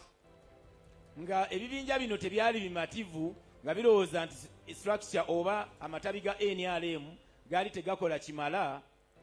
And they said they started in some places called Nyekundire. Ne batandika mu bifo ebimu obubiina bwabwe obwa Nyekundire. And then they worked, but we needed to study. Ebibinja bino byakola naye twetaaga obyekenneenya okulaba enkola yaabyo. One by one. Kimu ku kimu. So that, because we also don't want to encourage people who just come say, I'm a mobilizer, give me money, mobilizer, give me money. Then divert us from the actual mobilization by the elected leaders. Kubanga kino mukulembeze kyawabulamu tayagala kulaba nti ebibiina ebyenjawulo bivaayo nga byonna bigamba byagala kunga abantu tuwe ssente, twagala kunga abantu tuwe ssente, kubanga kijja tuwabya kitujje ku nkola ey'abo abakulembeze abalonde ab'ekibiina kya NRM. And it will also annoy the balonde, say, why are you giving money to these people, why not us? Ate era kino omukulembeze awabula nti kijja kunyiiza bano abalonde bagambe lwaki totuwa ssente ne tukunga abantu ate n'oziwa abantu abazze okukola bokka nga tebali mabega wa kibiina. So therefore the correct thing to do is Secretary General. N'olwekyo ekintu ekituufu ekirina okukolebwa kyekyo Secretary General wa Ssaabawandiisi w'ekibiina kya NRM to meet each of these groups and see what is it specific that they're adding on. Asisinkane buli kibinja kino eky'abantu alabe kiki ekyo ddala kye balina ekiyinza okwongerako ku NRM era alabe ayinza kukola atya n'ebibiina ebyo ebyenjawulo. And why they cannot work with the structures. Era lwaki ddala walina ensonga tebasobola kukola n'abakulembeze bali abalonde mu matabi g'ekibiina kya NRM. Why they cannot work in the structures. Era lwaki tebasobola kukolera muli munda mu structure y'obukulembeze bwa NRM. Now coming to the basuubuzi, kaakati omukulembeze ng'ajja ku bantu baffe abasuubuzi, I will tell URA to forgive you that tax. Enduulu ey'amaanyi. Abasuubuzi omukulembeze abagambye agenda kulagira oba awadde order directive ekitongole kya Uganda Revenue Authority kibasonyiwe ku luno omusolo ogwo nga bwe mbadde mukyetereeza babe nga tebagubajjaako. And then in the future you can now follow the new regulations. Kati mu maaso awo mujja kuba musobola okugoberera enkola y'amateeka ey'ebyemisolo empya. Now meeting traders alone, I want my staff to be in touch with you, see whether I can meet you. Omukulembeze agambye nti okusinkana abasuubuzi alagidde ffe abakozi be okulaba nga tukola ku nkola eyo mangu ddala. The PPS. Era alagidde PPS akole ku puroguramu yammwe mwami Kabanda abasuubuzi abasinkane. Now the advice by Seku that some of the saloon people want to use the top floors of the markets. That's a good idea. What's the problem with that? Kaakati omukulembeze agambye nti amagezi Madamu Helen gaawadde ag'okulaba nti abantu baffe ng'abasiba enviiri abalina zi saaluuni bakozesa emyaliiro egisembayo waggulu ku bizimbe by'obutale. Alaba nti malungi era abuuza kiki lwaki tekikolebwa, ekizibu kiri ludda wa. So I would like Babaranda to follow it up with the Kampala minister And then we conclude it. Era omukulembeze alagidde Honorable Babalanda akwatagane ne Minister w'e Kampala amangu ddala alabe ng'ekyo nakyo kiggwa. Now, the other issues of the, what do you call this, the big the shopping malls and so on, that one I need to study more. They should give me a write-up and so that I don't kutomera.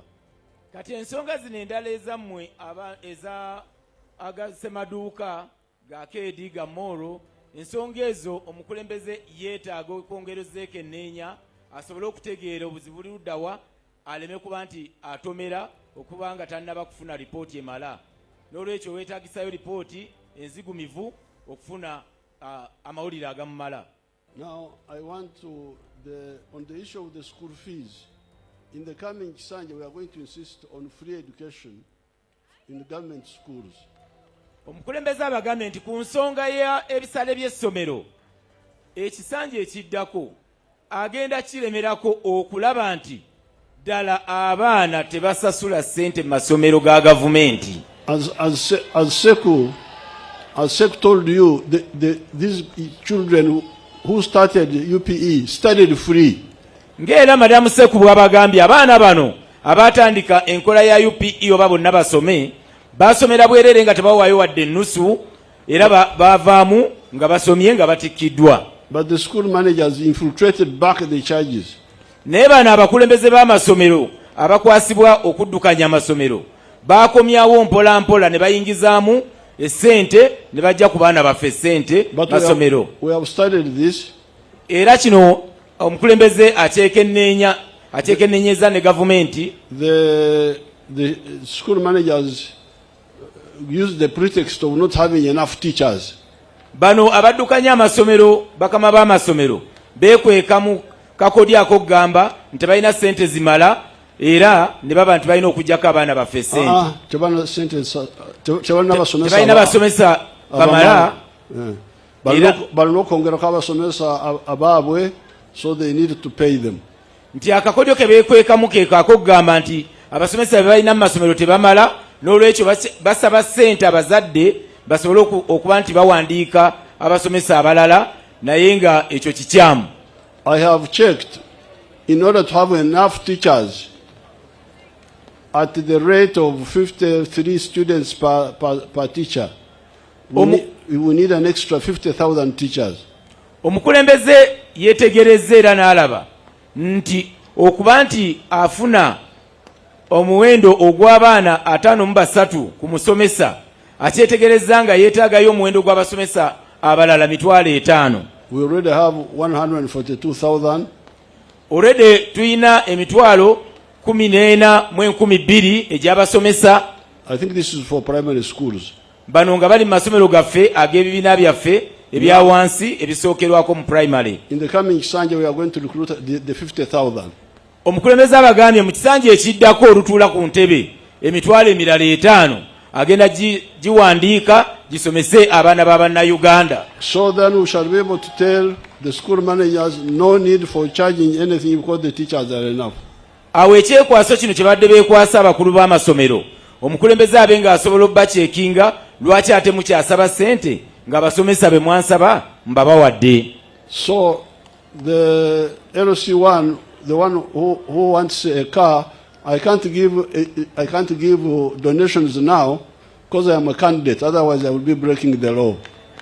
Munaffe ssentebe waffe ow'ekyalo omulwanyi w'eggwanga, omukulembeze emikono gye mikwate tasobola kati kugaba kubanga yamaze okwewandiisa ali mu kalulu ate nga kimenya mateeka bw'agaba essaawa zino. So I want to thank Helen Seku. Omukulembeze ayagala okwebaza Madamu Helen Seku. She is a very hard worker. Mwana muwala mukozi mulungi nnyo w'amaanyi. Very active. Era mukozi nnyo. She has increased the training courses of the trainees. Ayongedde ku masomo ga mwoyo gw'eggwanga ge basoma n'abantu bennyini abasoma omuwendo gweyongedde. So I am very happy with the secretariat, the patriotism secretariat. Era omukulembeze musanyufu nnyo eri ekitebe ekitwala mwoyo gwa ggwanga ekipira Madamu Seku. Even today you did a great work. Ne leero akoze omulimu gw'amaanyi nnyo. Bring so many groups here. Aleese ebibinja bingi nnyo wano. So that I hear their issues. Asobole omukulembeze okuwuliza ensonga zaabwe. Katonda ababeere tuduke enkuba. Mukama Katonda ababeere omukulembeze abaagala nnyo mumulabiranga ddala mwebale nnyo mwebalire ddala. Bye bye. Your Excellency mukatentikawo mpola mpola de bavandimwe chairman alina ekirabo kyayagala okukwasa. Then ne bupatriots bwaffe parade commanders bandyagadde ekifaananyi batono nnyo. Then ne ba staff ba patriotism ne ba coordinators ba patriotism batono nnyo mzee tusaba. If it's okay with you, Your Excellency. Yes, Jaja akkiriza bannaye. Jaja oye! A candidate oye! Winning oye! Kakati, the Patriots parade commanders run quickly and go where Jaja is. Mwanguwe mzee wali tukube ekifaananyi.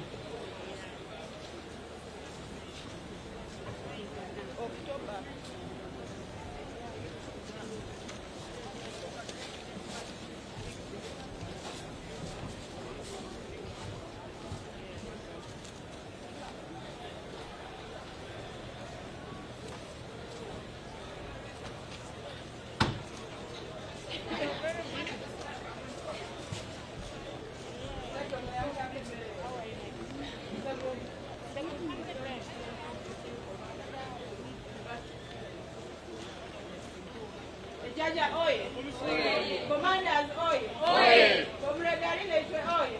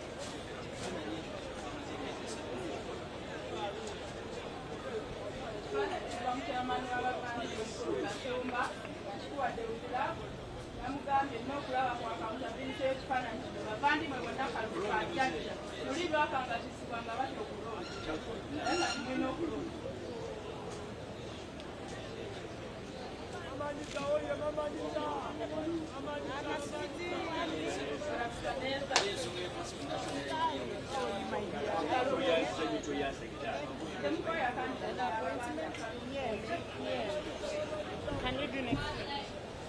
Staff, Patriotism Secretariat, staff. And then we give you the time. Patriotism Secretariat, staff. I'm requesting just to pass this message. The market vendor, they need to see the president also. He said that. He said he's going to get the trade. That's not the market vendor. The other one is Oh. we have a position in Ghana market vendor. Let me write it down. Okay, you're right. I think we should do the anthem, yeah?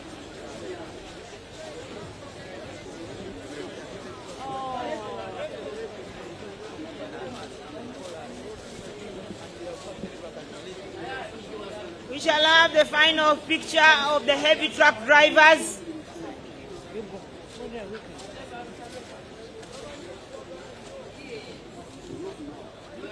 One final picture. After that, we sing the national anthem. Jaja oye! Oye! Jaja oye! Oye! Commissioner oye! Oye! Winning team oye! Thank you. We do the final picture and we sing the national anthem. Thank you. The heavy truck drivers, and then we sing the national anthem because we have to get our president and all of us out of this place before the rain falls.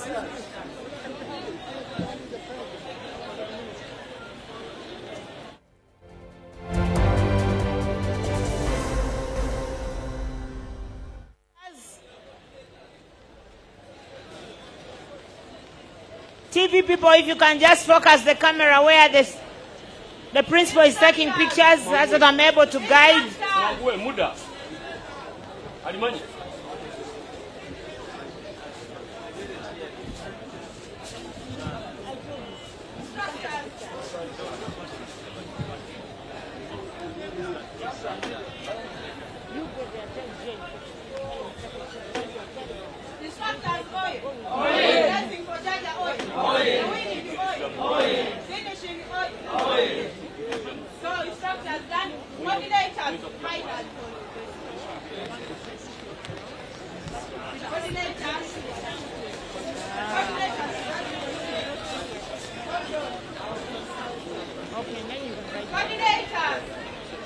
Okay, we have to stand and sing the anthems.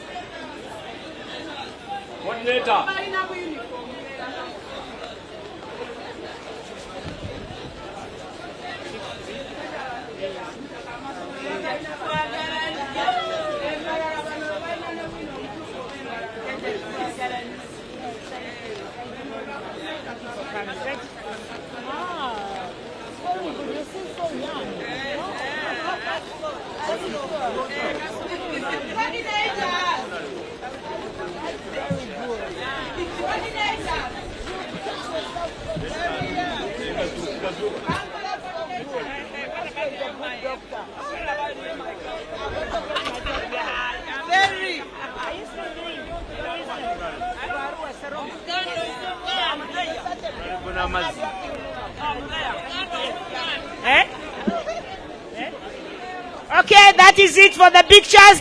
DJ, the anthem, and we close. That is it. DJ, please.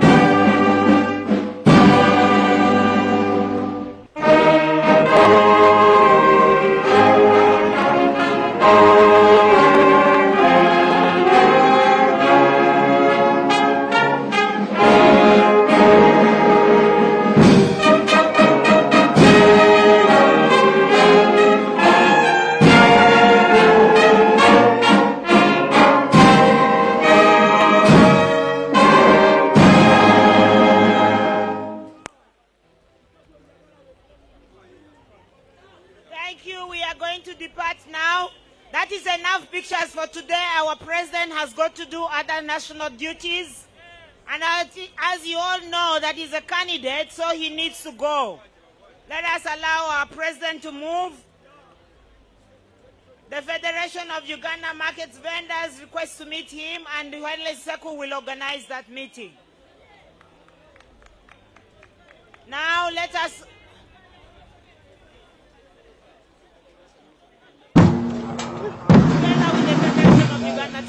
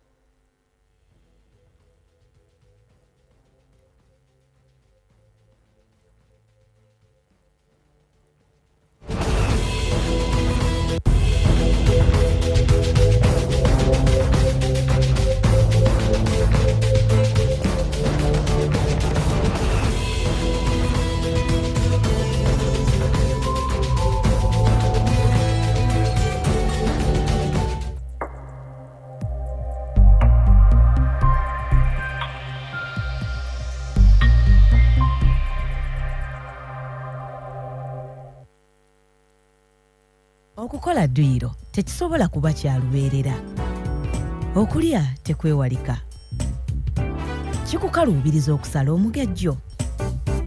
Jangu ogezeeko ne Gene Shikang L-carnitine chromium capsules ezikolebwa mu bimera wakati mu kunoonyereza kw'ekikugu. Kozesa capsules 3 zokka buli lunaku. Ebirungo ebirimu by'amaanyi nnyo mu kusala amasavu mu mubiri gwo.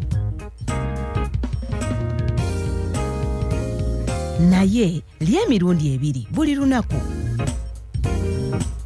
Omubiri togukuluusanya.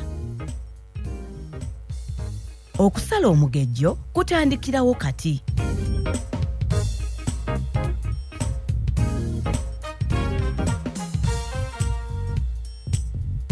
Gene Shikang L-carnitine chromium capsules zikuyambako okusigaza omubiri ogweyagaza. Goberera endagiriro n'okuwabulwa kw'abasawo ng'okozesa capsules zino. Okumanya ebisingawo tukyalire ku www.hgo.com oba kuba essimu ku 08 33 55 55. Erinnya Father Joseph Mukiibi ow'ebyempuliziganya n'amawulire mu ssaza ekkulu ery'e Kampala. Batuusako okulamusa okuva eri kitaffe Ssaabasumba Paulo Ssemwogerere abasabira bulijjo. Lutikko y'e Lubaga ewezezza emyaka 10 beddu akabonero akalaga okubeerawo kw'Omukama mu makkati gaffe mu Uganda. Ebikujjuko by'okwebaza Katonda bigenda kubeerawo ku lunaku lw'essaza nga 26 mu kulukusa bitungotungo 2025 wano e Lubaga ku Lutikko wansi w'omulamwa ekiggwa kya Katonda kitukuvu. Ekiggwa ekyo ye mmwe. Ssaabasumba atukoowola ffenna okusabira okujaguza kuno ate n'okuwagira nga tutonera Katonda mu ngeri ez'enjawulo. Tujjukire nti Lutikko eno ye nnakazadde wa Lutikko zonna mu Uganda. Ab'omutima ogw'obwakatonda n'okutona. Tulina account number mu Centenary Bank eri 31 11 mu linnya lya Lubaga Cathedral emyaka 10. Katonda abawe omukisa era abakuume.